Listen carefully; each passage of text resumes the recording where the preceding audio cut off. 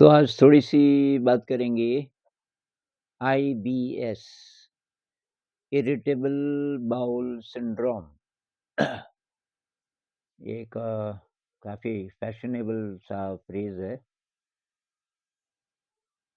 आप डॉक्टर के पास जाओ, वो बोलेगा आईबीएस हो गया जी, आपको लोग डर जाएँगे, पता नहीं क्या बीमारी है। दरअसल पेट की गड़बड़।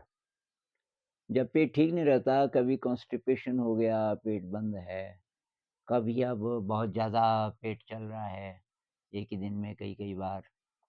अच्छा, अफारा हो गया जिसको कहते हैं पेट फूल गया। गैस बहुत ज़्यादा बन रही है, अब गैस ऊपर आती है छाती पे तो फिर हार्ट की भी प्रॉब्लम होने लगती है। यहाँ भारीपन और ऊपर चली गई तो यहाँ बहुत भयंकर सर दर्द भी हो सकता है और बहुत वीकनेस आ सकती है। तो ये सारी गड़बड़ और डॉक्टर बोलते हैं इसका परमानेंट इलाज कोई है नहीं। एलोपैथी में कोई इलाज नहीं है। तो थोड़ी-सी इस पे बात करेंगे कि ये चक्कर क्या है? तो एक तो ये पाया गया कि आईबीएस उन लोगों को होता है जिनके दिमाग में स्ट्रेस है, जिनकी ज़िंदगी में तनाव है। तो तनाव है, एंग्ज़ायटी है, डर है, ये सब रिलेटिव हैं एक-दूसरे के। परेशान मतलब परेशानी है कोई दिमाग में परेशानी रहती है, उसके कारण डर, एंग्ज़ायटी इत्यादि, इत्यादि। और ये पाया गया कि ये जो न्यूरोट्रांसमीटर है, जिसका नाम सेरोटोनिन है, सेरोटोनिन, तो ये या तो ठीक से बन नहीं रहा या तो ठीक से काम कर नहीं रहा। ये एक न्यूरोट्रांसमीटर है मतलब ब्रेन और बॉडी के बीच मैसेज वाला ये केमिस्ट्री वालों के लिए है C10H12N2O। केमिस्ट्री वालों के इंटरेस्ट का हो सकता है, ये बेंजीन की रिंग है और ये सब आप गिने तो ये 10 कार्बन, 12 हाइड्रोजन वगैरह-वगैरह, इससे हमें कुछ लेना-देना नहीं। लेकिन ये सेरोटोनिन ज़्यादा बने तब डॉक्टर इसकी दवाई देते हैं ज़्यादातर। अच्छा, इसके साथ वैसे तो और भी हैं, ये मुख्य है।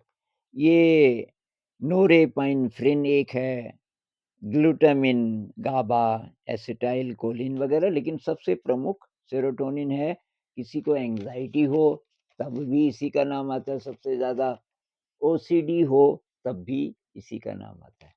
कि जो सेरोटोनिन है, जो हमें थोड़ा मज़े की फ़ीलिंग देता है, थोड़ा ज़िंदगी में रस, अच्छा लगने वाली जो फ़ीलिंग है। तो अब अच्छा लगने वाली फ़ीलिंग अगर कम हो रही है, इसका मतलब कुछ न कुछ गड़बड़ है।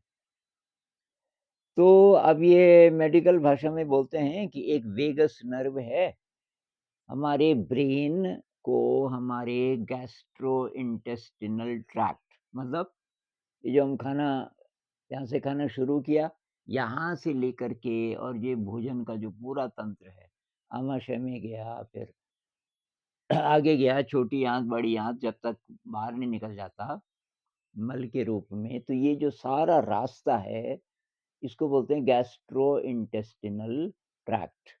तो गैस्ट्रोइंटेस्टिनल ट्रैक्ट को ब्रेन से जो नर्व जोड़ती है, समझ लो कि वो रोड है। जो वेगस नर्व है वो रोड है, यहाँ से लेके यहाँ तक, और उस रोड पे मैसेज भेजने के लिए ये लोग काम करते हैं। इसमें सेरोटोनिन मुख्य है।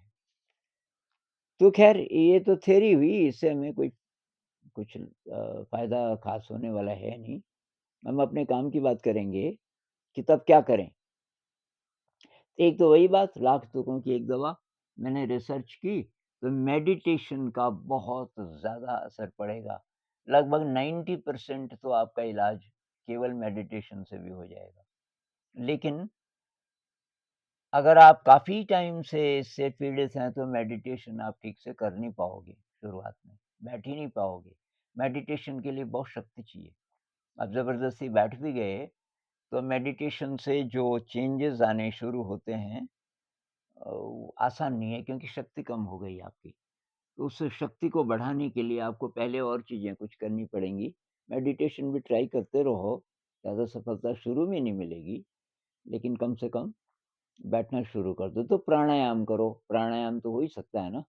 जो भी आपको पसंद हो, ये आजकल बहुत प्रकार के प्राणायाम यूट्यूब में आपको मिल जाएँगे। डीप ब्रीथिंग भी प्राणायाम ही है, पूरी साँस अंदर लो, फिर पूरी साँस बाहर निकालो।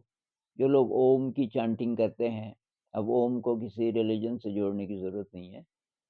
इसका असर होता है, अच्छा असर इसको एक टेक्निक समझ लीजिए। तो पूरी साँस जब तक बाहर नहीं निकलती, ओम बोलते जाओ। ओ उसके बाद और फिर पूरी साँस अंदर। अगर ये आपको पसंद नहीं तो कोई भी आवाज़, जैसे भ्रमरी है, भ्रमरी में क्या होता है कि मोरे जैसी आवाज़ आती है। पूरी साँस अंदर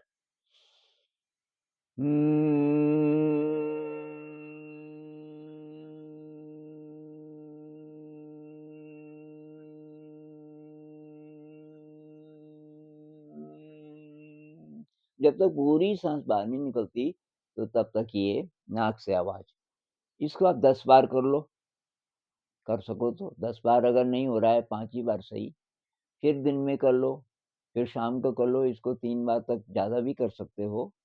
तो ये प्राणायाम है अलग-अलग प्रकार के, इनसे फ़ायदा होगा।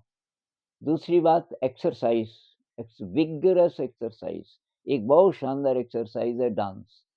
कमरा बंद कर दो, इंस्ट्रूमेंटल म्यूज़िक लगाओ कोई, जिसमें शब्द ना हो, वोकल नहीं, इंस्ट्रूमेंटल।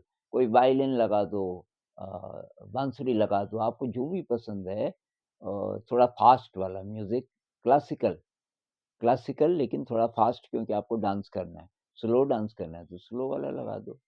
कौन-सा डांस? जैसे शरीर बोले, कोई कथक भरतनाट्यम की बात नहीं कर रहे हम। शरीर जैसे भी बोले, शरीर को मूवमेंट देना है। वो कर लो आप करीब 20-25 मिनट, खूब विगरस।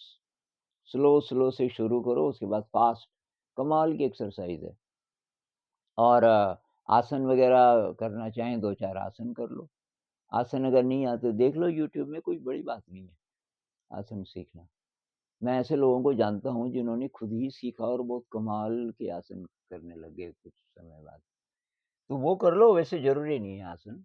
आप डांस कर लो, थोड़ा रेस कर लो, कोई भी एक्सरसाइज़ कर लो।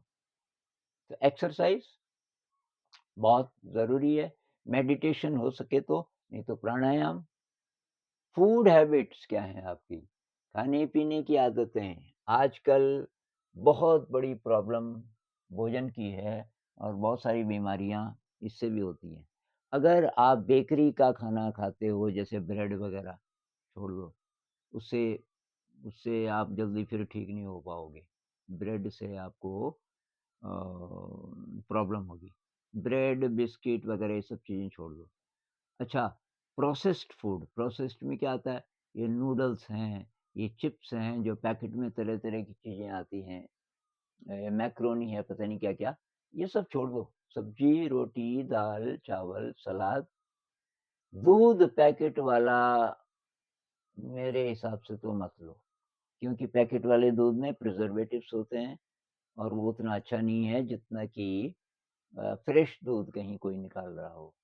कोई गाय है, भैंस है, आपके किसी की डेयरी है, गाय-भैंस है मतलब, और वहाँ आप चले जाओ, और आपके सामने वो निकाल रहे हैं दूध, वो ले आओ, वो बेस्ट है। आप पता करोगे तो मिल जाएगी जगह, थोड़ा दूर हो सकती है आपके घर से, तो पता करो। तो दूध अगर लेना है, तो सही अच्छे वाला, नहीं तो मत लो। अंकुरित दाल लो, अंकुरित मूँग पे मैं आजकल रिसर्च कर रहा हूँ, बहुत कमाल की चीज़ है, अंकुरित मूँग। पत्ते वाली सब्जियाँ, फ्रेश वेजिटेबल्स, पत्ते वाली खासकर, बहुत कमाल की। फल, ताज़े फल, तो ये डिब्बा बंद चीज़ें नहीं, ये मुरब्बा वग़ैरह नहीं, जैम नहीं, जेली नहीं, वो ठीक नहीं है, फ्रेश फलों की बात हो रही है। तो फूड, फूड, एक्सरसाइज़, ब्रह्मचर्य का पालन कीजिए। अगर ब्रह्मचर्य वीक है तो बहुत सारी बीमारियाँ तब भी होती हैं।